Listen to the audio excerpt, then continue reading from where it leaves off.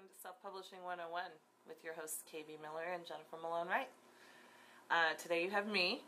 I am Jennifer Malone Wright, the author of The Vampire Hunter's Daughter, the online best-selling serial novel, and I also have The Birth of Jaden, which is in a re-edit, and a guide to self-publishing and marketing called Beyond the Writing.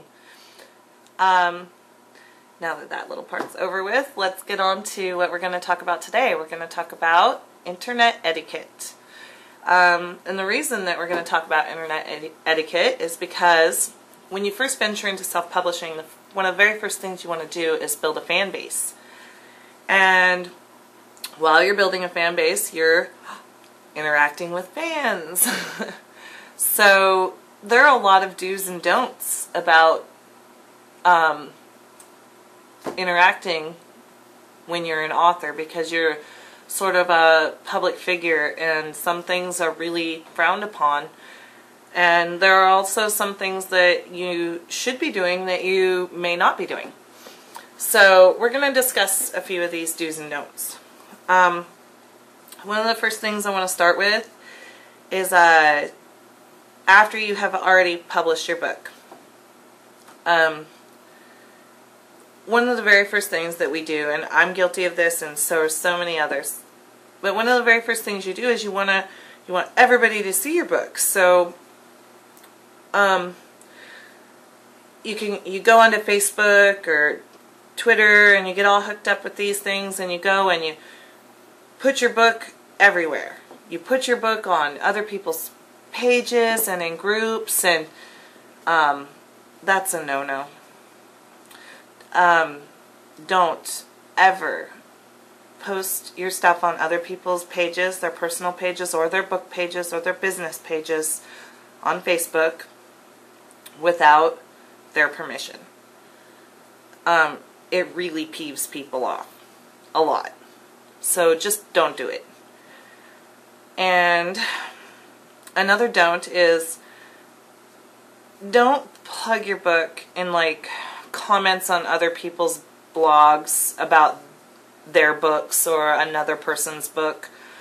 It's good to work your, like when I'm in public talking to people, I work my book into the conversation, but I don't try to take over the conversation and make it about myself.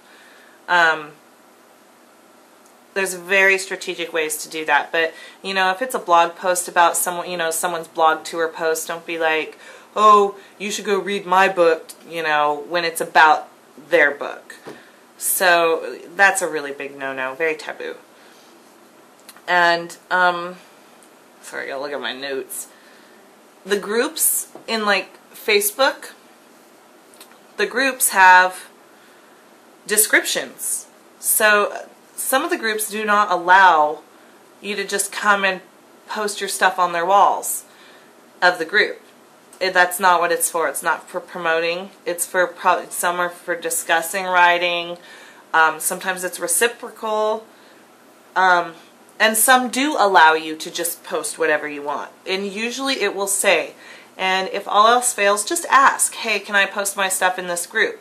Just because it looks like a whole bunch of other people may be doing it, if you just look at the wall and say everybody else is posting, that doesn't necessarily mean that it's okay, because they might not know either. So make sure to look at the group's description or ask the page owners, the group owners, if that's alright. The same with book review, book bloggers or book review pages. Just ask first. Email. I get messages, email, you name it, for people saying, hey, you should read my book. Will you share this? I share stuff all the time for everybody, and I try to make a point, I'm going to get to that in a minute, about sharing other people's work, but it really isn't, it's really kind of rude to send out mass emails, or to email a lot of people just asking if they will share your book. Or, it's one thing to send out an announcement or to try to let people know, but that's why we have the social networking, is, you know, so they can see it in the feeds and they can see it wherever in the announcement emails. But it's, there have been some really pushy people about it too. If you refuse, if you tell them, you know, I'd be glad to, but I'd like to read it first, because I personally like to read most of the things that I do promote.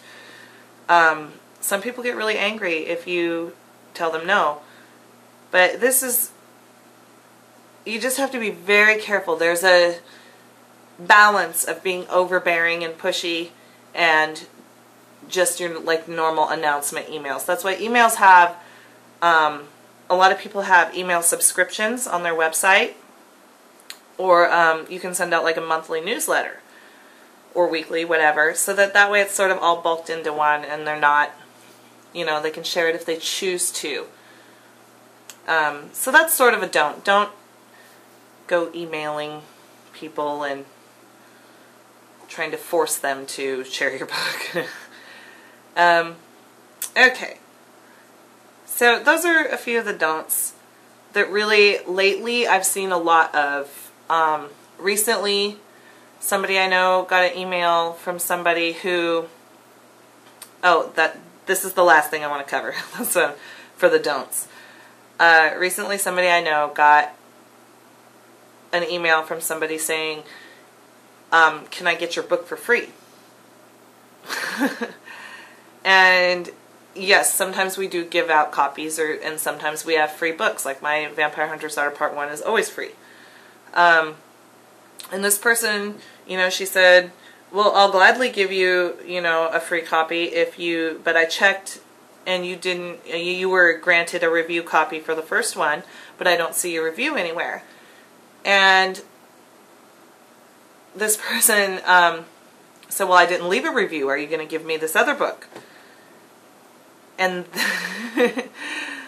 and then shocked, you know, she said, well, I can't remember what was said, but long story short, this person got very mean and called her names because she wouldn't give her a free book. She insinuated that authors make a lot of money, and why should she have to pay for her to read our books? That was a very extreme situation, but I get probably at least 10 to 15 a week, at least, on the minimum, of people asking me for swag, asking me for free books, and it does get overbearing, because there are a lot of people out there asking for it. So that is not necessarily for the authors out there for self-publishing, but I know that there's a lot of book bloggers and a lot of readers who watch these videos. So, you know, just keep that in mind, that if you're going to ask, try to make it nice, and don't get upset if they say no, because a lot of times we don't have, all that stuff costs money, you know, and despite what this other person thinks, we don't have a lot. So anyway, let's talk a little bit about the do's. The biggest do that we have is to share. You clicking that share button or the retweet or whatever you can do is the biggest thing that you can do to help other authors. And as a self-published author, you should want to help other people. This isn't about being out there for yourself. We are a community, and when I first came into this community of independent authors, self-publishing, everybody helped everybody else. I mean, it was, oh, you help me, I'll help you. It was, you know, scratch your back, and you scratch my back, I'll scratch yours. Now it's just about me, me, me, me, me. We can't be like that. It's getting really bad. I hardly see anybody else sharing other people's stuff as much as they used to. So let's get back to that. You know, let's get back to helping each other as authors. Because I try to share especially if I've read the other people's stuff, and I do try to read other people's work all the time as much as I can. But, you know, try to be supportive of them, because it really makes a difference. That's one of the things that got me started, was I would just constantly share other people's stuff and tweet their stuff, and that's how I made some of my friends that are still my friends from when I first started Twittering and Facebooking, and I've made some really good author friends that way. And another part of that is to say thank you. If somebody randomly who you don't know shares your stuff, say thank you. It's huge. Just to reply and say thank you. It goes a long way. And that's one of the biggest things in my marketing book, Beyond the Writing. That's one of the biggest things that's repeated through the whole thing, is say thank you. If somebody shares your stuff, say thank you. You know, if you see it, you know, sometimes you don't see it, but if you see it, say thank you. And another do is going to be to try to start an email subscription to your blog. That's going to be one of the biggest ways that you can share your things for people who want to see them. So that way you're not forcing yourself on other people. Because the reason that I stress so much about oversharing your things and really forcing yourself on people, the biggest reason of that is when you do that enough, people look right past your things. They won't even see it anymore because it's there so much. Or you've made that one mistake before. Like, I'll tell you one of my mistakes. I have a fan page, but before I had my fan page, I just had my regular Facebook timeline.